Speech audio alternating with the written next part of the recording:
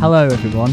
Hi, Charles. Hi. Good to be here. Yeah, Thanks for so having us this on. is the test episode of the film production podcast. This is the first time we're here with two of the most reputable filmmakers in the year, in the second year. It's Alex Hind or Coleborn, either Coleborn and Lee Preston. And we're also with the man, the myth, the legend. It's Aarif. Absolutely. And he's literally changed everyone's lives, I think, in first year. For our year, and it's me as well. No one knows me. It's just Charlie or Charles. Everyone knows you, Charlie. No, they don't. Your local anonymous member. Anonymous member of the film production podcast. Unsung hero. Yeah. So, do you want to start with? Should we start with you, Lee? We may as well. Yeah. Cool. Yeah. So my name's Lee Preston. I'm 20 years old.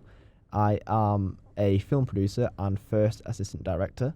I have worked on a lot of productions. I don't really know what you wanted to say. I started at 12 years old as an actor. I worked my way up and got an agent and stuff. But I decided to move into filmmaking when I was 17. So I didn't like my showreel at the time as an actor. So I decided to make my own showreel material. Ended up producing a short film from that. And wasn't that short, mate? 22 minutes, which I got a lot of help with. And from that, it just stemmed, and I got a lot of requests to help make films instead of acting films, and it just sort of where you want to be. there. You want to be making films. Don't want to be. Don't be acting in them. Actors are crap. No, that's the boring part. That is the boring part. Yeah. The best part is directing the actors around and telling them what to do. Do you reckon? I beg to differ. What do you think the best bit of film is? Shoot them. I think you the cinematography absolutely is the most glorious part of filmmaking. Go on then. What's your face? What's your name? Where are you from? I'm Alex Coleborn. Your local southerner from what? From Bath. Bath. That's it. Right? Yeah. Bath. It's Bath, bro. From Bath. And yeah, so I used to do a lot of sort of sound arrangement and music arrangement, sound design, stuff like that, and got a little bit bored with that. Started doing some editing and photography. Got a bit bored with that, and I thought, okay, what can I do that sort of bridges the gap between those? And sort of led me to the idea of film, which was quite a nice culmination of all of those things that led me up to that point. But definitely. And and I sort of had a look around the different courses. Thought, my God, Media City. That looks like the dream. And lucky enough, there was a stunning course just waiting to pick me up and take me on a ride. We're talking about the University of Salford. Yeah. If you don't know already. Yeah. Best university. Absolutely. In the world. I think the university should use that slogan in their prospectus. Stunning. Beautiful. Yeah. It really is. Really is. Yeah. But yeah, and then I sort of moved into film and started to specialise in cinematography and do some sort of directing work here and there. And thankfully I met Lee in first year, and we've now got our own production company together, and we've had it for about a year and a half. About that, yeah. Year and a half, 2 years. Coming up to 2 years. Go on, plug it. What's it called? It's called E-Motion Pictures. This is new. I've not heard of this before. Yeah, and you heard it here first, everyone. Yeah, so E-Motion Pictures, we do a lot of promo and documentary work, and I'm the sort of creative director, and Lee does all the producing and production management side. Arrangement, logistics. Yeah, and so far it's been a pretty successful business partnership for sure. Yeah, definitely. So got a lot of work. Your website, guys? Yeah, so we're currently redoing all of our social media and website, because we did start it off with a different name, and we've just changed it in the last month or so, but we've just produced a logo and getting the website together for the new name and logo and new sort of socials and stuff like that. So it's very exciting. But yeah, it's a bit game changing, really, isn't it? It makes you feel like you're a big boy. You're living in the big boy world. Yeah, giving it a good go. Yeah. Go on, Charles. Me? Yeah. Oh, I have to do me now. Okay, so I managed to get roped into this somehow. I'm Charlie. I'm local from Manchester. I've lived here all my life, and I've never moved. Depressing, but there you go.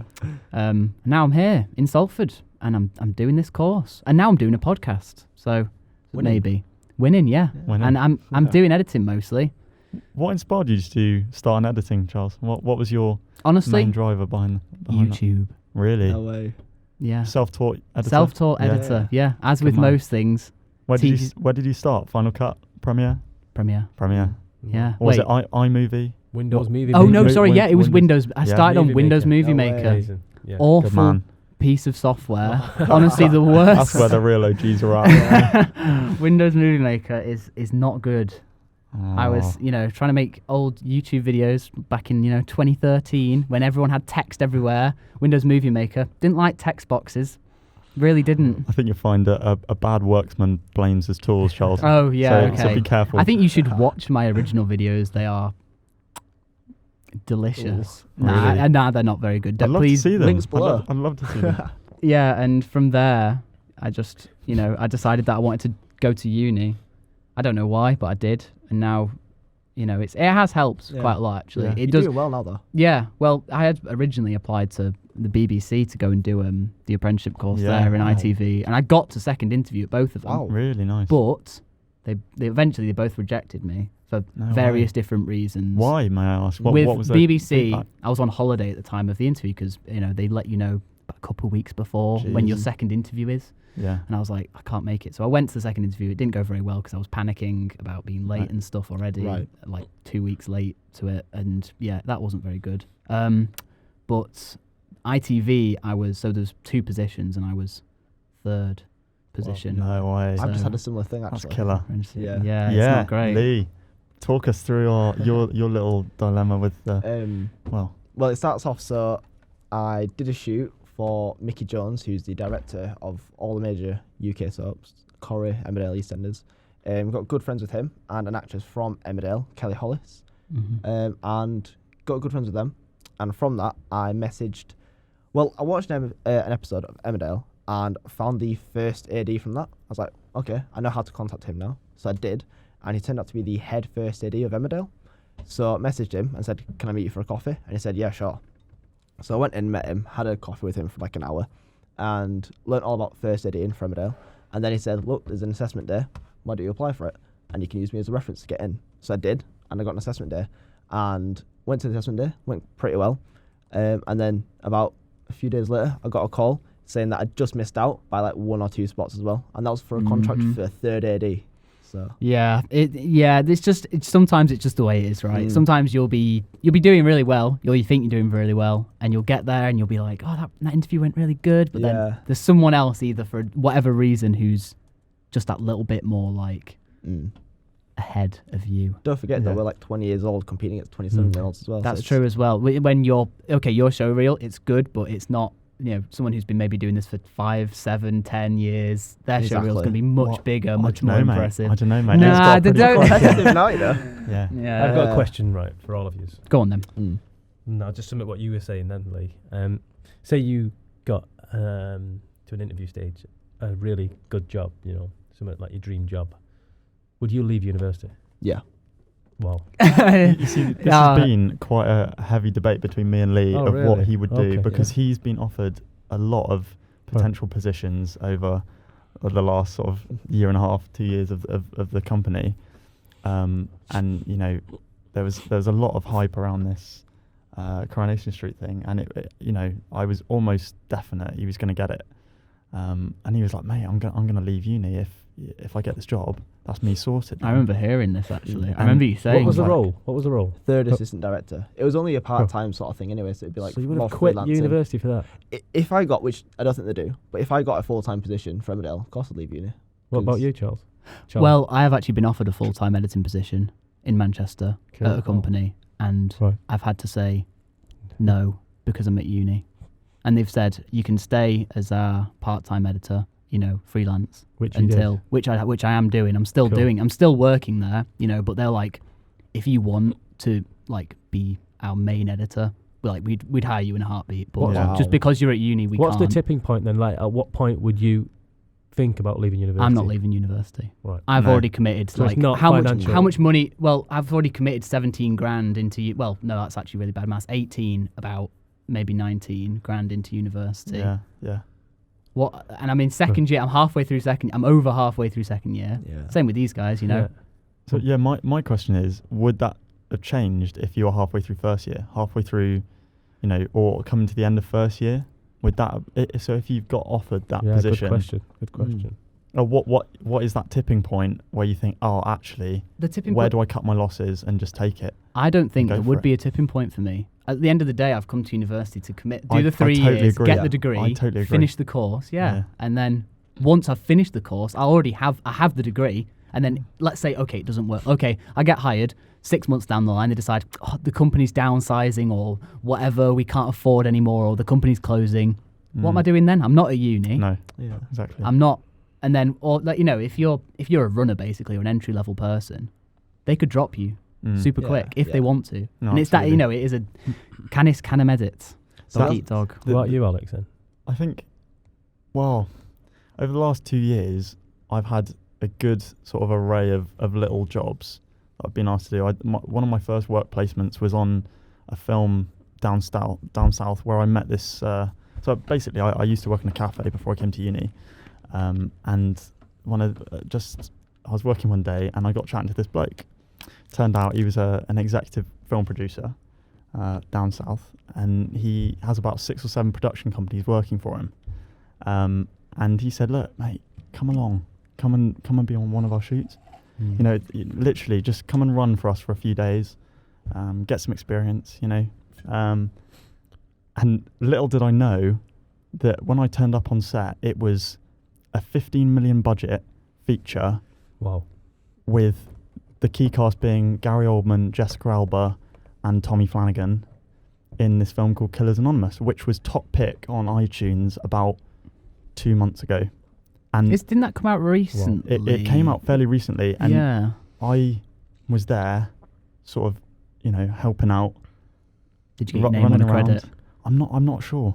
I actually Have you don't not know. checked? No. We should go watch it. That's like the first thing. If I was ever did a film, the first thing I'd go is, "Here's my name in the credits." I'd skip right to the end and watch the credits No, through. I wasn't that fussed, but the key thing that I got from that was that, well, there was a few things I got from it, in that being on such a big film set, although that was such an amazing experience just to see how it all works, I virtually learned nothing, because everyone was too always busy. it was too busy doing their own things. Everyone was too segmented in their roles, and no one between departments talked to each other. No one. Yeah, but now that you're It at all university, you works. can see why that Yeah, works the way it yeah, works, yeah, because it yeah. makes sense, doesn't it? I mean, to a degree. And I think that there's some serious flaws, especially with that sort of side of filmmaking, in that you just employ everyone just to do one role, and it's such a money waste. It's such a time and money waster for so many people. And I mean, when you've got £15 million pound to waste on a film, or waste or not, I disagree. I think no, I really do. I'm under the impression now that, you know, especially working, you know, with Lee and what we've done in the last sort of year and a half on different shoots, you can produce some serious quality with quarter of the amount of crew. Yeah. So, and honestly, it's Easier to do it 2 people, to to be be honest, honest. the crew side of things, I think most people would argue, is one of the biggest wasters of money on film sets, because it's just totally unnecessary. You need 5 assistant cameras. You No, need 10 yeah, films. exactly. You need It's 10 directors. There's no point. So, and that's one of me and Lee's sort of aims, is to, I think, change what we expect from people in the industry, and work more to a lower budget that people can afford, Be and more make it a efficient on much set. more accessible industry for a lot When you of make people. it more accessible, though, it means there's more people that are going to take your job. So That, to be honest, if we can do it, that means we're at the top of the chain anyway. So no one's taking our jobs. But no, I do see what you mean, but I just think it's such a weird industry, in that it's so cliquey, and there's no sort of way into it. no, And definitely it's not. one of those things that's just, there should be, Yeah. you know, there really should be a proven path. And I think this is one of the courses that's really pushing for a definite and really proving its way into the film industry, and that is producing good quality people who are graduating. who can just go straight into industry and have a proven path straight into media all around, this sort of area. Well, look at Panasonic. They seem Panasonic, a company, global company, think that it's University of Salford's worth investment.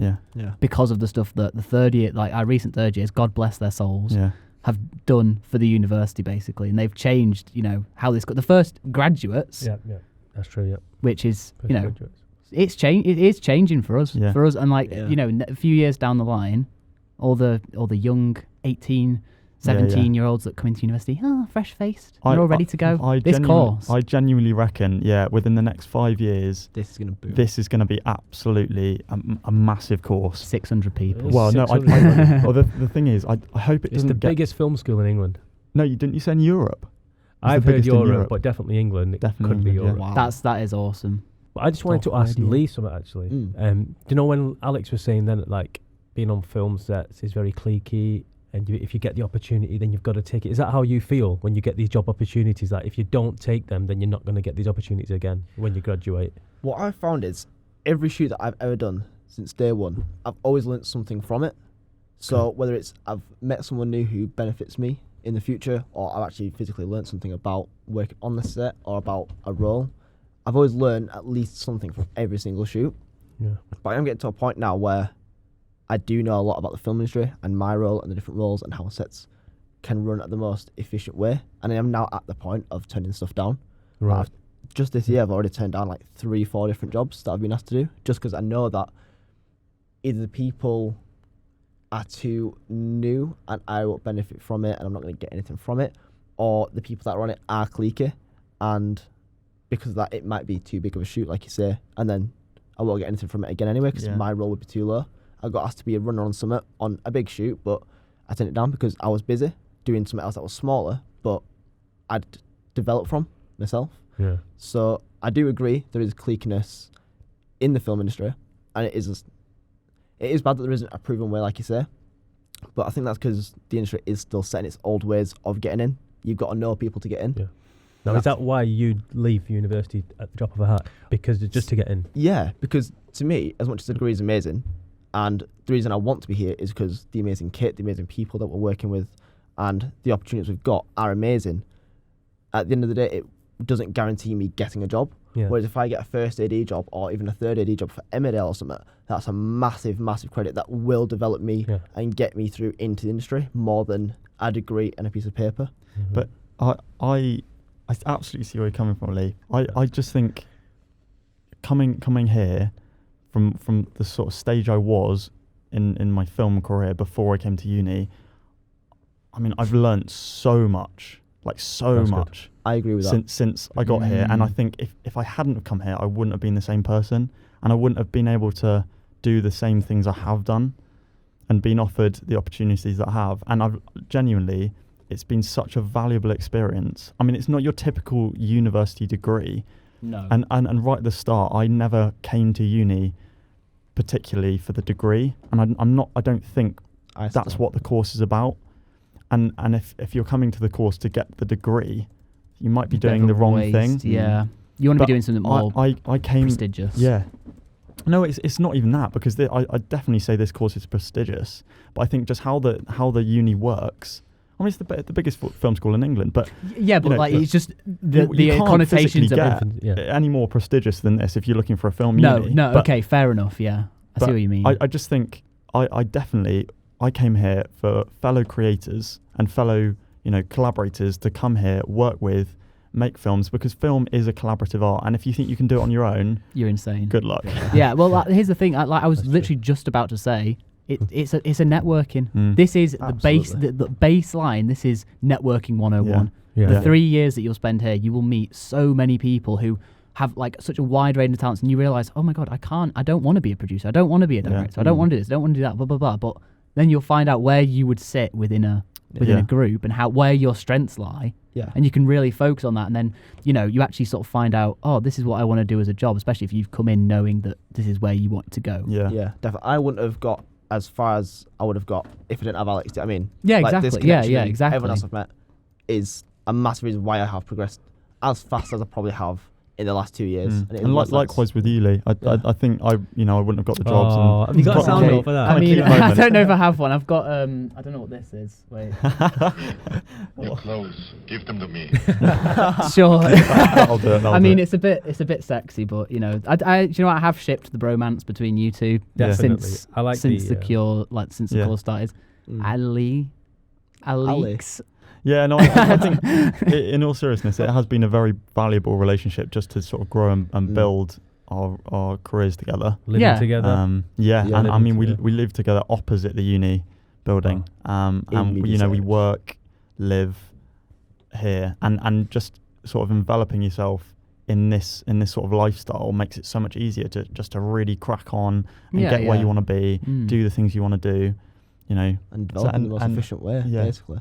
And that was one of our aims, is just to try and skip as many sort of intermediary years as possible and really just reach the top level as quickly as possible without, you know, taking any shortcuts for the valuable things that we need to learn, but Missing as many mistakes as possible and just doing it right. Make them now. and Yeah. working While you're in the at safety uni. net of the uni, Yeah, which definitely is makes it a lot again easier. a massive benefit of coming to uni. Yeah. Having access to the kit that we've got here, there's no way that anywhere else offers this sort of thing. Like all the other film schools, not to sort of discredit anyone else, but I was looking at Name 'em. Canon Name 6 'em. name drop. Yeah. No, I mean I was looking at, you know, various ones down in London and Bristol, sort of nearer to me.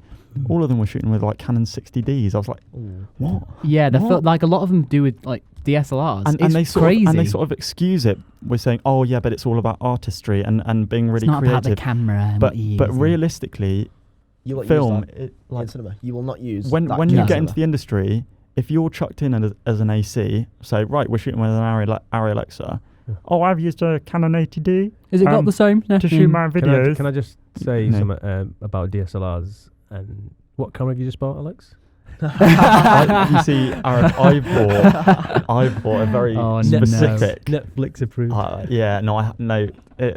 In all fairness, I've just bought a Panasonic S1H, which is and a which is a DSLR. mirrorless DSLR. camera, which is a DSLM, Oh wow. digital single lens mirrorless camera. I think. Or What was it? Sorry. So DSLR. no, but stands what? for- No, oh, I know what Okay. DSLR stands for. Oh, But I okay, was okay. asking what camera was it. Sorry. It's a Panasonic S1H, and it's literally, I can vouch for it being the Okay. next biggest step in filmmaking To be as fair. as equipment goes, because I mean I won't bore you with the technical specs now, but it's absolutely insane the scope of what you can do with it, and for the amount of 6K boost. it's It is absolute. on par So with that's what the the Arri top Alexas at this Thing unit. says. Yeah. You well, know, It is Netflix approved. I'll tell you It is what, Netflix approved. okay, that's probably okay then. I was lucky enough to use Expensive, the though. Arri Alexa XT, one of the Arri Alexa XTs that we used that we had out yesterday at uni, and genuinely, I came away from it being a little bit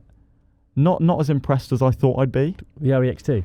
in a weird sort of Okay. way, because after coming back to my little S1H and what I can do with that, I just thought there's no. I mean, I had that XT on my shoulder for like 10 minutes, and already I was thinking, God, can I put this down yet? Yeah. Heavy. You know, and big. the amount of, you know, equipment to stabilize that thing and use in a practical way is so expensive. Well, one, expensive, and two, so unpractical. Yeah. I mean, you've got to hire out vans to deal with that thing on a shoot. Whereas my little S1H, we did the promo for The Alchemist yesterday. Our A camera was the Was that? S1H. Our Mm. B camera was the EVA one, which is the bigger brother.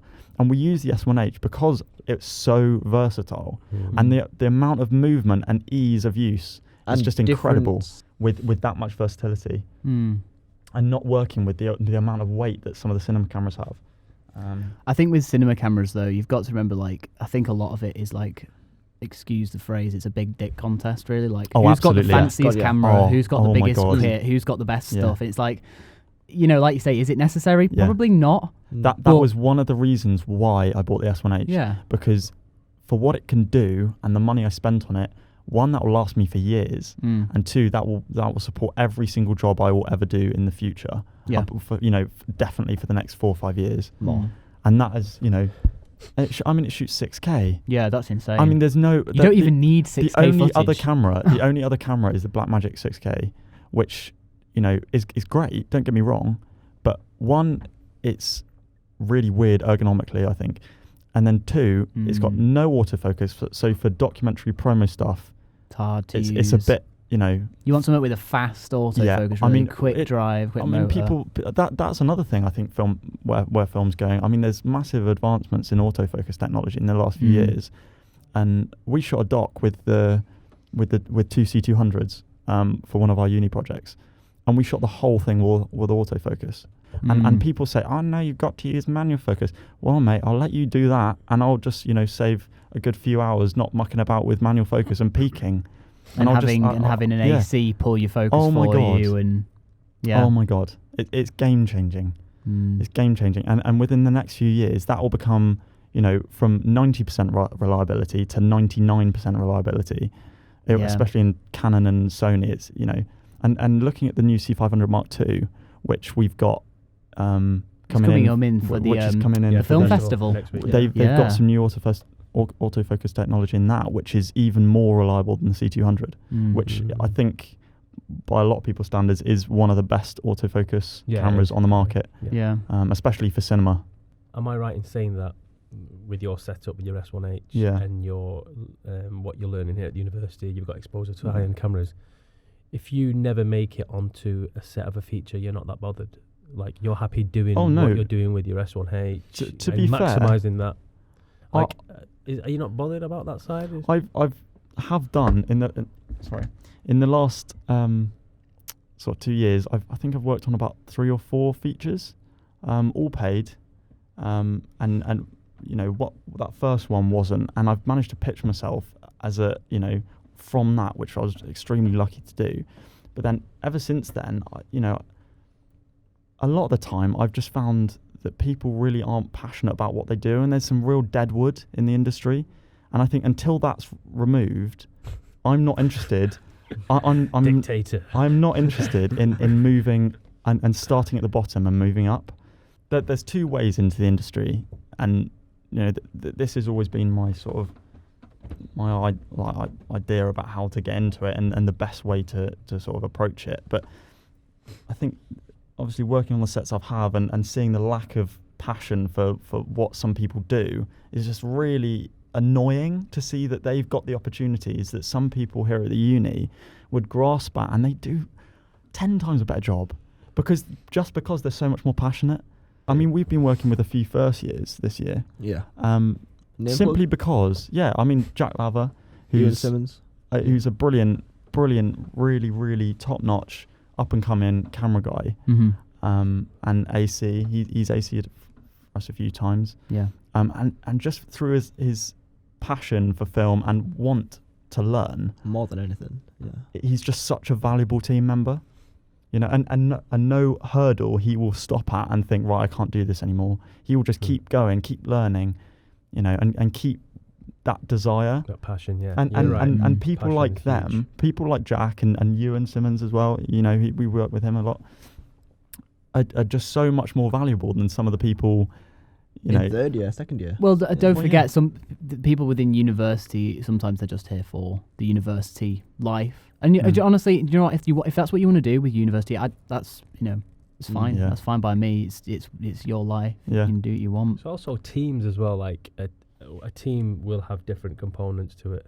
Yeah. So a person who you might think just might not fit in your team would fit in another team. Absolutely, quite that's well true. And work well collaboratively with them. So I think with this course, especially because you're in teams from day one, you've got to find the right.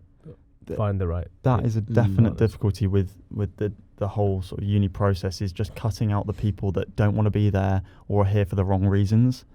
And like I said earlier, I was lucky enough to find Lee, second film in, and you, Charlie, and you actually. We all met very early on. That was a good PTG, that. And PTG7 repping PTG7. It's all broken 2018.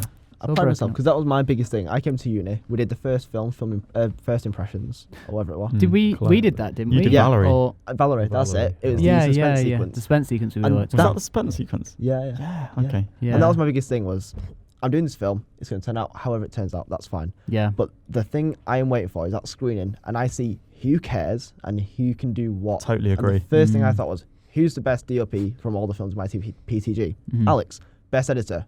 Already win and had you anyway. Best sound at time, of course, Aaron Davis as well. And then I was going to produce it, get everyone together, and that is a producer's job. Just get all the best collaboratives and best creatives I totally to agree. collaborate in one space Yeah. and make the best art. And I think that's why Claire did so well. That is one of the main things that if I could go back to if I could tell first years a piece of advice, is do not muck about in first year. Oh no, it's because just you can do because the so amount of much in people first year. that were told, oh look, it doesn't matter because it's not towards your course. It doesn't matter towards your course. And that mindset really got to people. Oh, I'll go out for a party. They believe it, don't party. they? You start and believing it. they really, it starts to get in their head. Oh, it really doesn't matter. I can do whatever I want. But really, whilst I would always stay behind with Aarif in his editing class and ask him all these questions that I'd written down over the week and thought, right, I need to know this. Why don't I know this? Yeah. And thankfully Aarif was there to answer, all of these questions and sort of guide me in the right leaves direction. An impression as well as like a member of staff. I think, this student. I find that the best thing I've done is, even though I know what I want to be a producer first today. I need, in effect, no technical skills.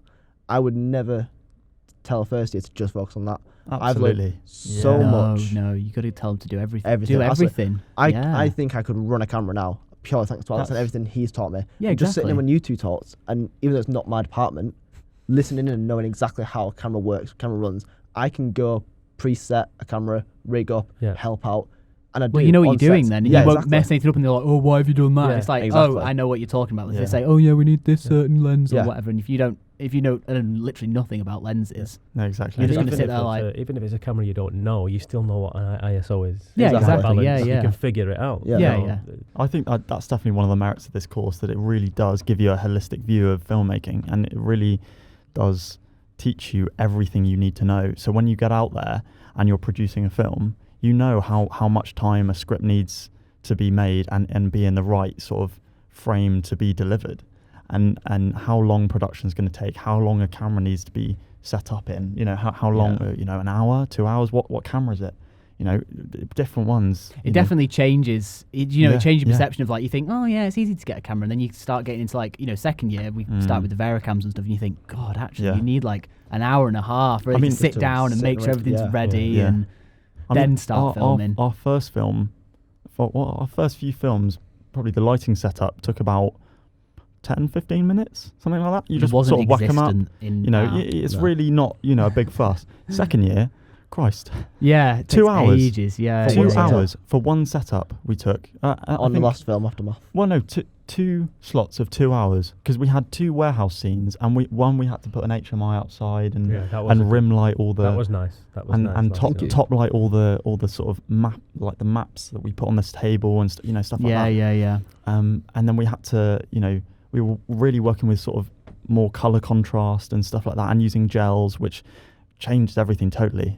Plug in here. Pre-production work is so vital. Do not slack on pre-production work. Don't slack on pre-production. That's where the film is made. Literally. It'll kill you. The film is made in pre-production. Yeah. That is. I think that's the one thing that really thing to keep in changes mind. from coming from not being in the course, like being in college, let's say, and doing film or whatever. And you start off and you don't really have any pre-production stuff. It's just like, oh, what am I going to film? You take out your little DSLR and you go and like shoot some stuff, and you're like, wow, that was really exciting, and you edit it together and like, okay, cool. And then you get to uni and then people go, oh, pre-production, we don't really need to do it.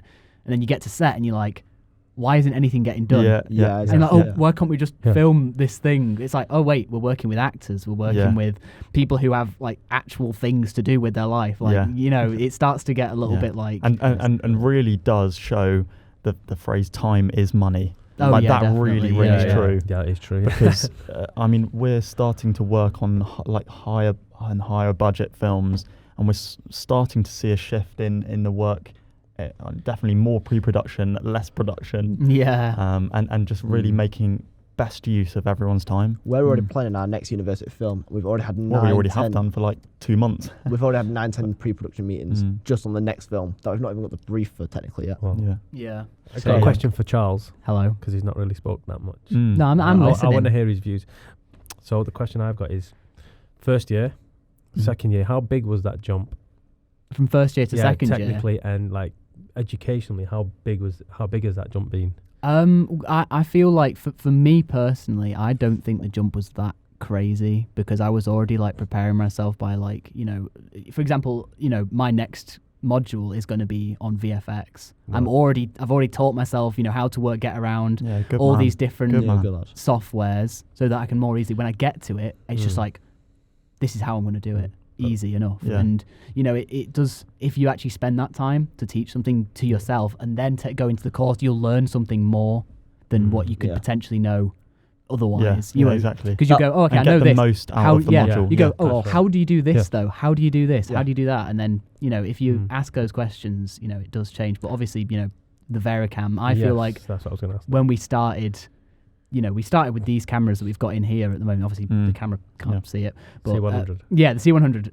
And like the Vericam was a big change. But as soon as you like sit down with it, like, because I took it out to just do some test stuff. And as soon as I did it for that first time, I was like, oh, it's easy. I know how to do it. Yeah. Like, just spend that extra time doing the work and, you know, you'll more easily be able to adapt and think, oh, but what about this thing? You know, how does this work? What's going on with this? And I think the reason there's a massive misconception between the jump of first and second year is again because of the passion between first and second year. So if you are that person that it's doesn't really not graft that in much first of a year, step. if you don't graft in first year, then that second year where everything counts, everything matters, I have to put effort in. And the kit's much more difficult to use.